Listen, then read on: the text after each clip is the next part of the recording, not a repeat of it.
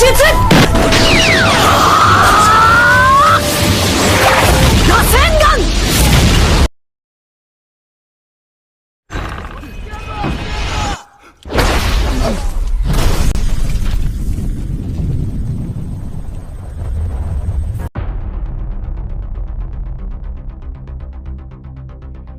akan merangkum alur cerita film action yang dirilis pada tahun 2017 Maret. Film ini disutradarai oleh Claudio Vadan, dibintangi oleh Billy Zane, dan Tom Berenger. Film ini merupakan seri ke-7, dari 7 seri film Sniper dan film ini juga adalah sequel dari film sebelumnya yang berjudul Sniper Ghost Shooter. Film ini akan diawali dengan adegan seorang wanita cantik, yang wajahnya khas Amerika Latin, yang sedang mendengarkan lagu seriosa sambil menunggu sang suami tercinta, dan suaminya adalah seorang gembong narkoba kelas kakap. Dan gak lama kemudian, sang suaminya pun tiba dengan dikawal puluhan pengawal bersenjata. Dia masuk ke kamarnya mau menikmati mandi wajib. Tiba-tiba, dor, kepalanya pecah ditembak dari kejauhan. Sangat mengejutkan bukan? Oke, kita lanjut ke sebuah acara pemakaman militer, yang ternyata adalah merupakan prosesi pemakaman seorang agen yang bertugas di Kolombia. Setelah selesai acara pemakaman, seorang komandan kemudian mendekati Brandon untuk memintanya menggantikan posisi agen yang sebelumnya mereka makamkan. Aneh-aneh aja, orang lagi asik-asik mandi malah ditembak. Dan setibanya di Kolombia dengan dijemput temannya yang juga adalah seorang agen, dia kemudian menghadap ke sebuah kantor polisi, yang khusus mengurusi masalah narkoba. Di sana kemudian dia dijelaskan terkait banyak hal baik mengenai gembung yang menjadi targetnya maupun siapa yang akan bekerja sama dengannya. Kalian jangan coba-coba main narkoba ya. Kemudian datang seorang wanita, dia juga adalah seorang agen. Nama wanita tersebut agen Keke yang menjadi pemeran utama wanita. Biar gak bosenin, ngopi dulu ya.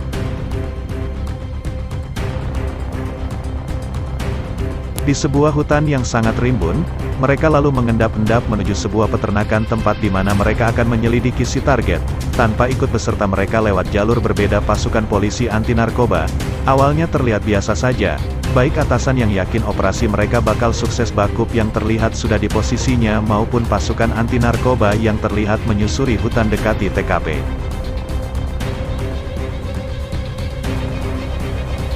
Dan di saat pasukan kedua mendobrak masuk ke dalam rumah, tiba-tiba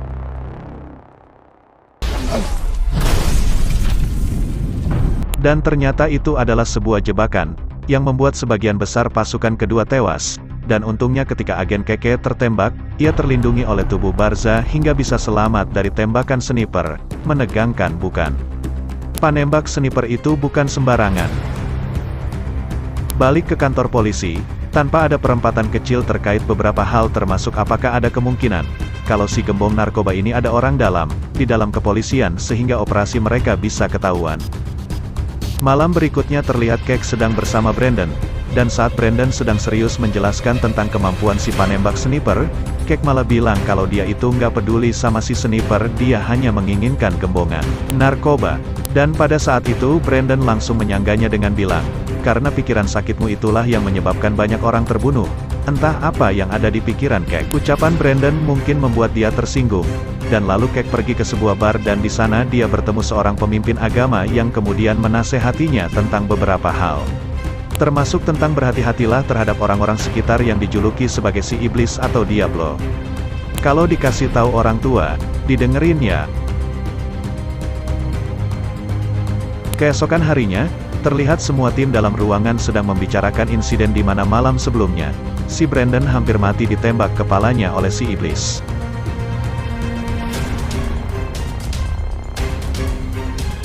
Namun kabar baiknya, karena kejadian itu mereka berhasil mendapatkan proyektil peluru yang digunakan oleh si iblis. Namanya cukup horor juga ya guys.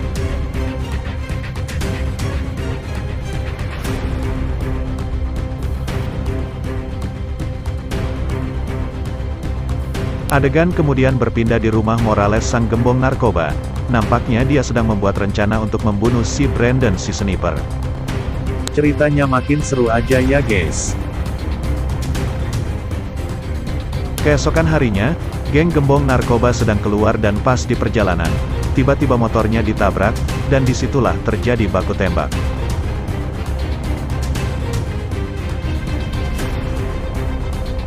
Dan bisa kita lihat, banyak korban yang kena tembak dari kedua belah pihak, termasuk rekan tim Brandon yang mendampinginya saat menjalankan operasi. Sedih juga rasanya kehilangan rekan tim kita ya guys.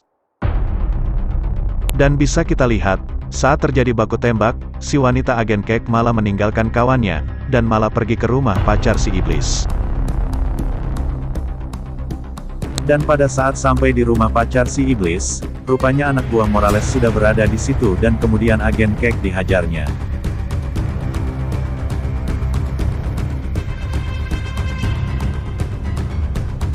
Tapi untungnya, si Brandon Sniper cepat datang lalu membunuh beberapa anak buah Morales.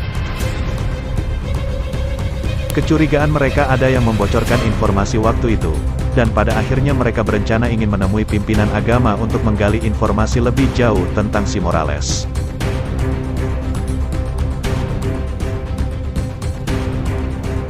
Dan mereka pun bertemu dengan pimpinan agama lalu menjelaskan kepada Brandon, Morales itu kuat karena keluarganya. Dan tanpa pikir panjang, si Brandon pun menghabisi mereka dengan snipernya. Setelah beberapa anak buah Morales dihabisi, Brandon pun ingin kembali bertemu dengan pimpinan agama, karena Brandon penasaran kenapa dia bisa banyak tahu tentang Morales. Lalu pimpinan agama pun menjelaskan, sebelum dia seperti sekarang dulu dia adalah penjual obat-obatan terlarang.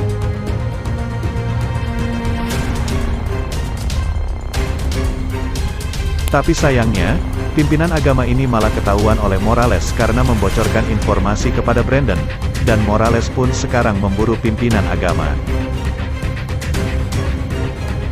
Dan langsung ditembaknya pimpinan agama itu. Dan bisa kita lihat, semua warga menangis melihat kematian pimpinan agama ini, karena dari seorang penjahat dia bisa berubah menjadi pimpinan agama. Dan kita kembali ke scene pemakaman pimpinan agama. Terlihat Brandon yang melihat anak buah Morales dan lalu mengejarnya untuk mencari informasi tentang Morales, dan proses penangkapan pun berhasil. Tapi nampaknya datang sebuah anggota pimpinan tim, dan akan mengambil alih atas penangkapan ini, dan rencananya Morales akan dibawa ke kota lain.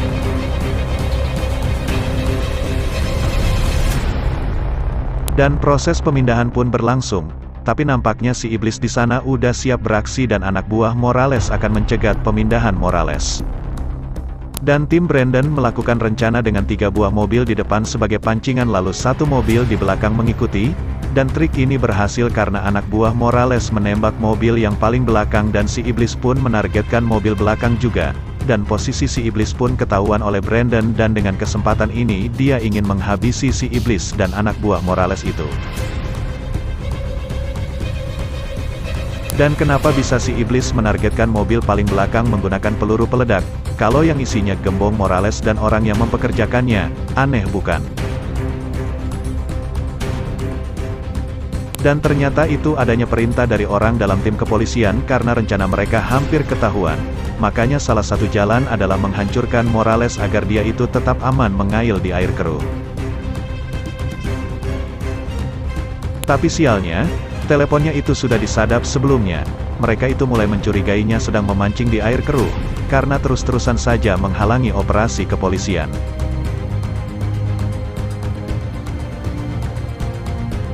Dan dia pun ditangkap saat itu juga, dan filmnya pun berakhir.